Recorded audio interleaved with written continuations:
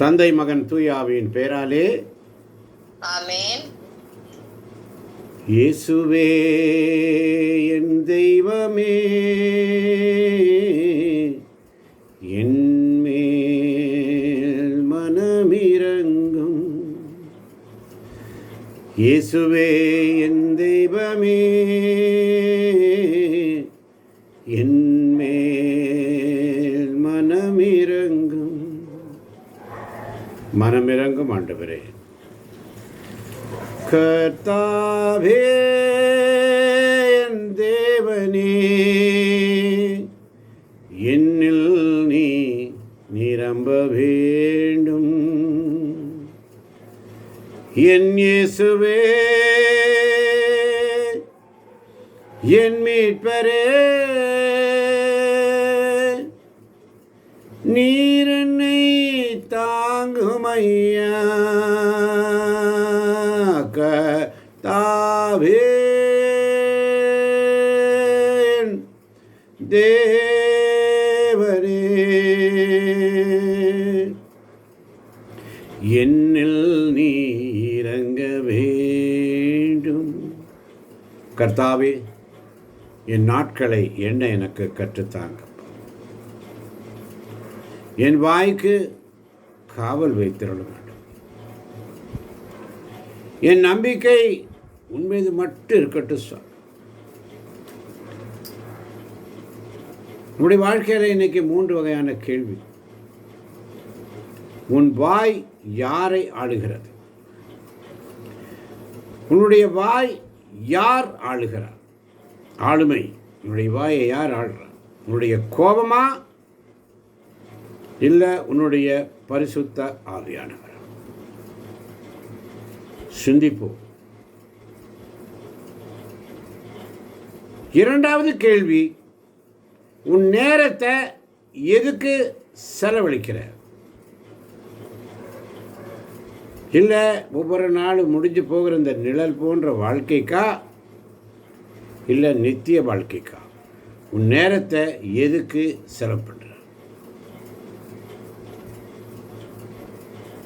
உன்னுடைய நம்பிக்கை யார் மேலே இருக்கு? உன்னுடைய சொத்திலையா, உன்னுடைய பணத்திலையா, இல்லை ஆண்டவர் மேலேயா?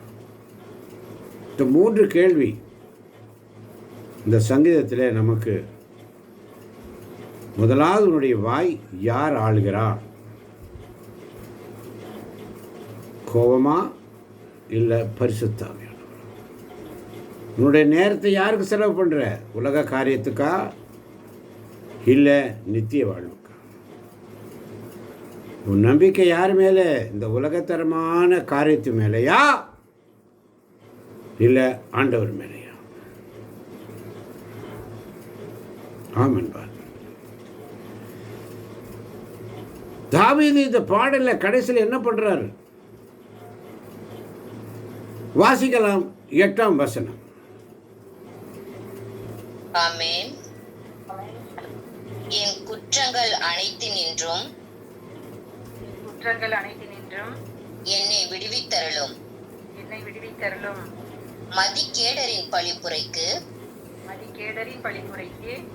என்னை ஆளாக்காதேயும். ஆமென். மதிகேடருடைய பழிப்புரைக்கு என்னை ஆளாக்காதே. பாவ அறிக்கை. ஆமென். என்னுடைய மீறுதலுக்கு என்ன நீக்கிடுங்கப்பா. ரொம்ப அழகா சொல்றார் வசனம் 8. ஒவ்வொரு நாளும் ஆண்டவர் நமக்கு ஒரு திருப்பாடல்களை நமக்கு தியானிக்க வாய்ப்பு கொடுக்கிறார். இன்றைய நாளிலும் கூட இந்த சங்கீதம் 39 தியானிக்க ஆண்டவர் ஒரு வாய்ப்பை நமக்கு கொடுத்திருக்கிறார்.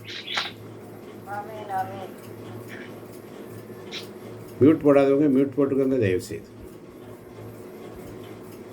பாவரிக்கை எல்லா நேரத்தையும் என்னுடைய மீறுதலுக்கு, என்னுடைய மீறுதல், என்னுடைய வார்த்தைகளுக்கு கீழ்ப்படியாமல் இருக்கிற என்னை நீர் எடுத்து பயன்படுத்த ஆண்டவரே.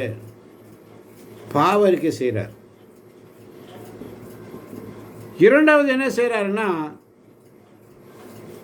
ஆண்டவர்கிட்ட முறையிடுறார். எப்படி முறையிடுறாரு? வசனம் 10. ஆமென். நீர் தந்த வாதையை என்னிடமிருந்து நீக்கிவிடும். நீர் தந்த வாதையை என்னிடமிருந்து நீக்கிவிடும். உமது கை அடித்த அடிகளால் நான் அழிவுக்கு ஆளானேன். உம் கை அடித்த அடிகளால் நான் அழிவுக்கு ஆளானேன். ஆமென். சொல்லப்பா நீ போதுமப்பா, என்னால் தாங்க முடியல ஆண்டவரே. ஏனென்றால் உம்முடைய வார்த்தைகளுடைய கட்டளைகளுக்கு நான் கீழ்ப்படியாமல் என் மீறுதல்களை நான் அறிவேன். பாவ அறிக்கை பண்ணுறார் வசனம் 8. ரொம்ப அழகாக பண்ணுறார். என் குற்றங்கள் அனைத்து நின்றும் என்னை விடுவித்தருளும். மதிகேடரின் பழிப்புரைக்கு என்னை ஆளாக்க. மதிகேடருடைய பழிப்புரை 10ஆம் வசனத்தில் ஆண்டவர்கிட்ட முறையிடுறார். நீ தந்த வாதையை என்னிடமிருந்து நீக்கிவிடும். எனக்கே இந்த துன்பம், எனக்கே இந்த துன்பம், எனக்கே இந்த கஷ்டம், என் மீறுதல்களினால் வந்த கஷ்டம், அதை என்றது நீக்கிடுங்க ஆண்டவரே. கீழ்ப்படியாமை ஆண்டவர்கிட்ட முறையிடுறாரு. உங்களுடைய அடியை என் மேலேருந்து எடுத்துருங்கப்பா. உங்கள் கை அடித்த அடிகளால் நான் அழிவுக்கு ஆளானேன். இனி ஏதாவது நான் மாறணும். அடுத்தது பாருங்க, உதவிக்காக கெஞ்சுகிறார். நான் அந்நியனும் பரதேசியும் போல இருக்கிறப்ப உங்கள் சமூகத்தில்ன்றார். எப்படி கேட்குறாரு பாருங்க. என் கடிரை கண்டு மௌனமாக இராதையும் உமது முன்னிலையில் நான் ஒரு அந்நியன், என் மூதாதையர் போன்று நான் ஒரு நாடோடியாக இருக்கிறேன். ஒரு அந்நியனை போல இருக்கிறேன். உங்கள் சமூகத்தில் வந்து நிற்க முடியாத நிலை, உடைய பிரசன்னத்தில் அமர முடியாத நிலை, வெட்கி தலைகுனிந்து நிற்கிறேன். ஆமென். ஆனால் ஆண்டவர் தாவீதை எடுத்து பயன்படுத்துகிறார். ஆமென். இதற்கு இப்போ 3 காரியங்கள். ஒன்று, பாவ அறிக்கை செய்கிறார், ஆண்டவர்கிட்ட முறையிடுறார், உதவிக்காக கெஞ்சுறார். என் விண்ணப்பத்தை கேட்டருளும். 12ஆம் வசனம் மிக அழகாக சொல்லி, என் விண்ணப்பத்தை கேட்டருளும், என்னுடைய மன்றாட்டுக்கு செவி சாய்த்திரும். பிரச்சனை வந்தால் மனுஷங்கிட்ட போகாதீங்க. போகக்கூடாது.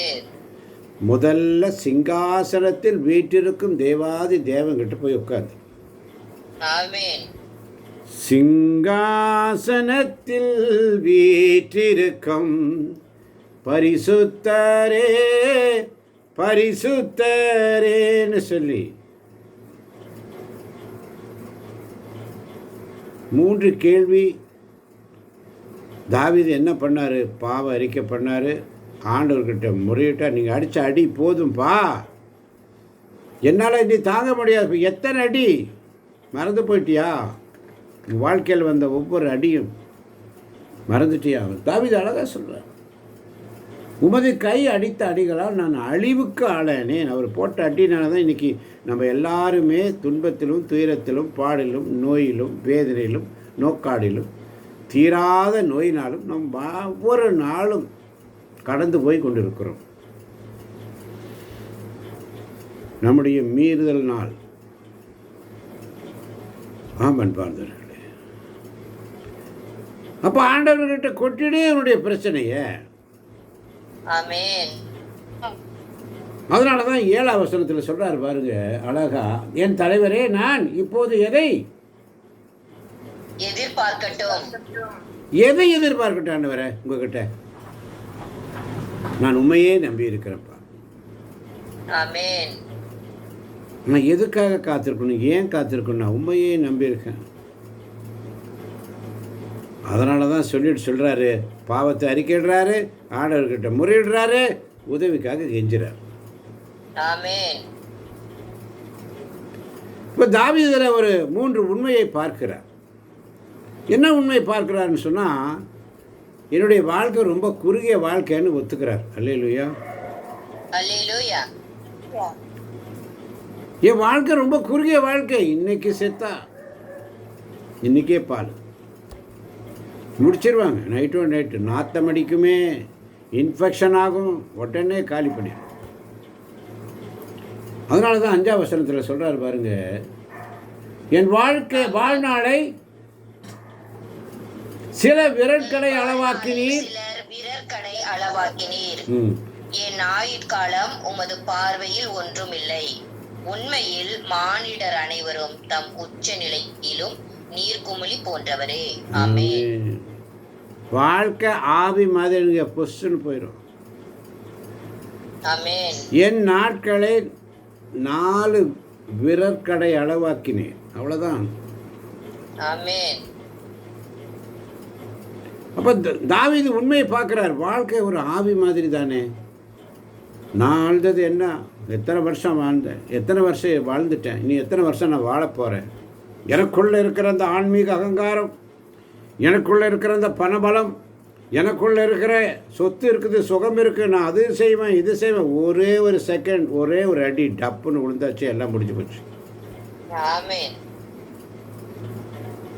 அதனால தான் சொல்கிறாரு தாவீது 4 முதல் 6 வரை உள்ள வசனம் ரொம்ப அழகாக சொல்கிறார் பாருங்கள். முதல்ல சொல்கிறார் வாழ்க்கை வந்து சும்மா விரற்கடை ஆவி மாதிரி. ஆமென்.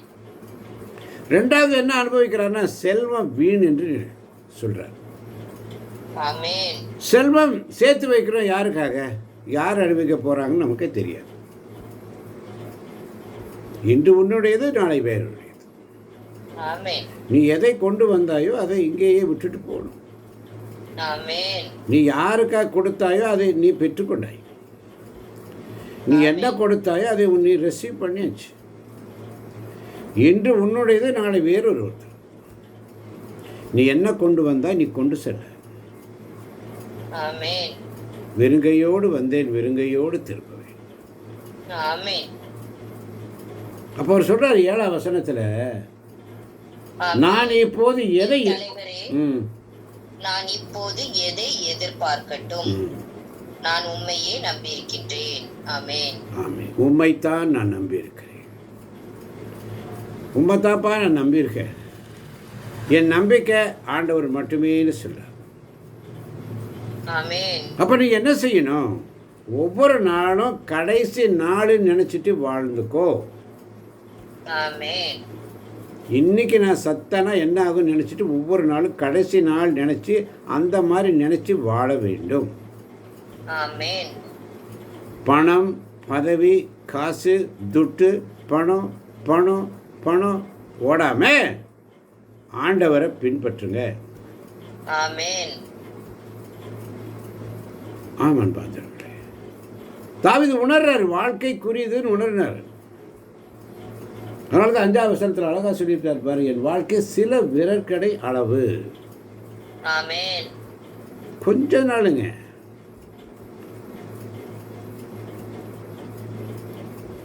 அப்போ என்ன செய்யணும்,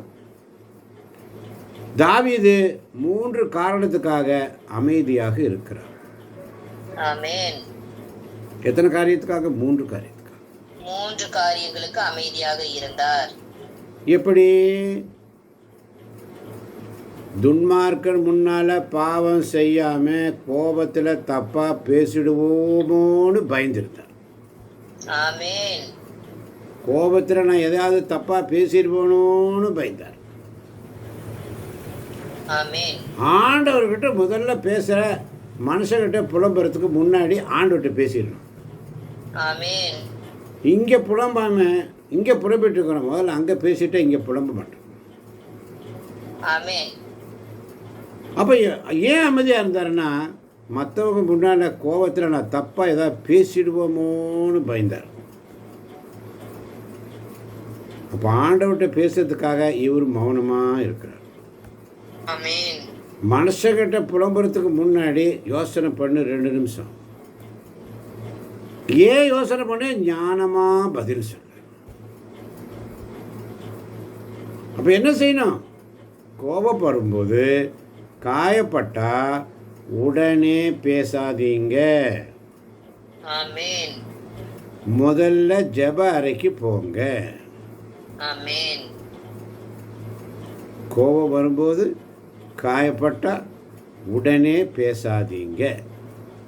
ஆமென். முதல்ல ஜெப அறைக்கு போங்க. ஆமென்.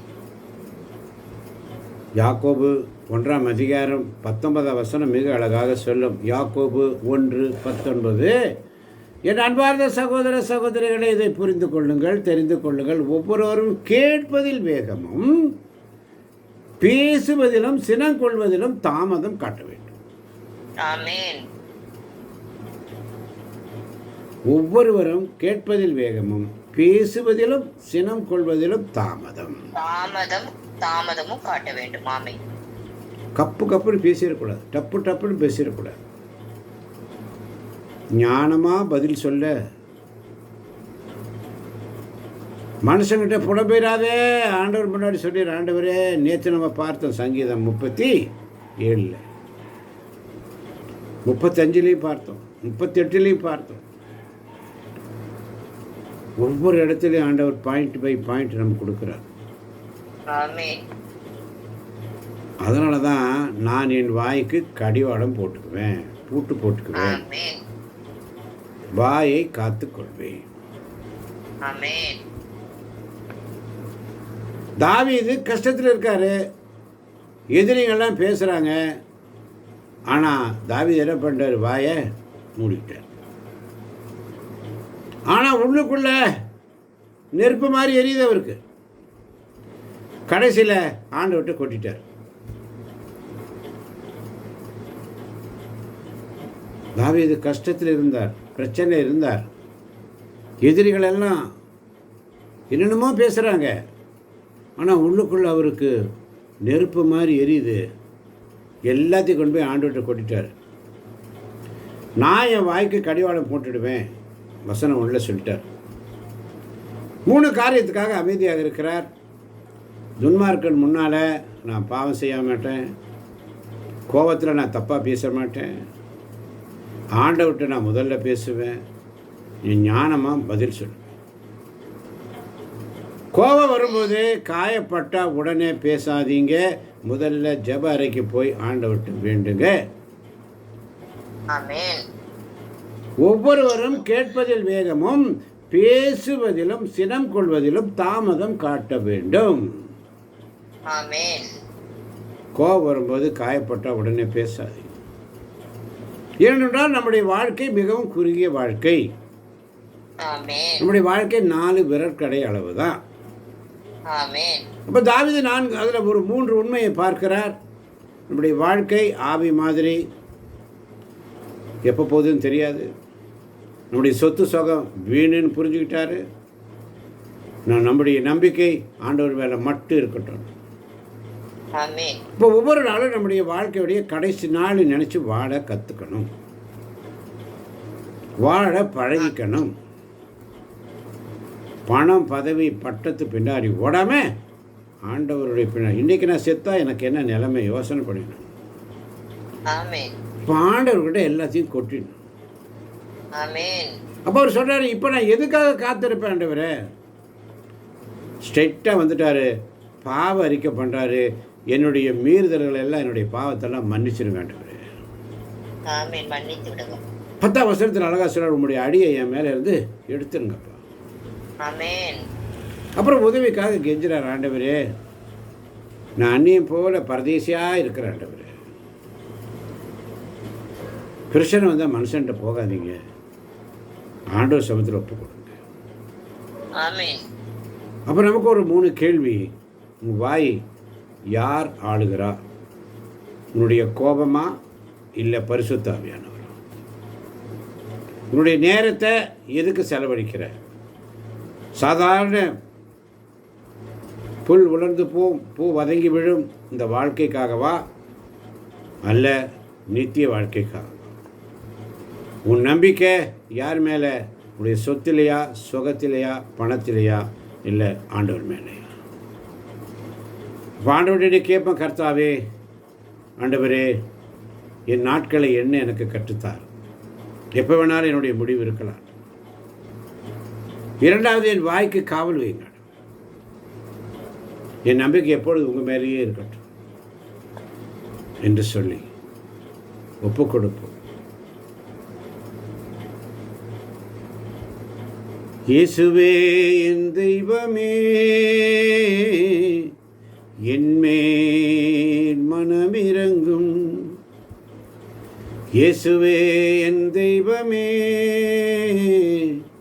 என்மேல் மனமிரங்கும். நான் பாவம் செய்தேன், உம்மை நோக செய்தேன், உம்மை தேடாமல் வாழ்ந்து வந்தேன், என்னை மன்னியோ தெய்வமே.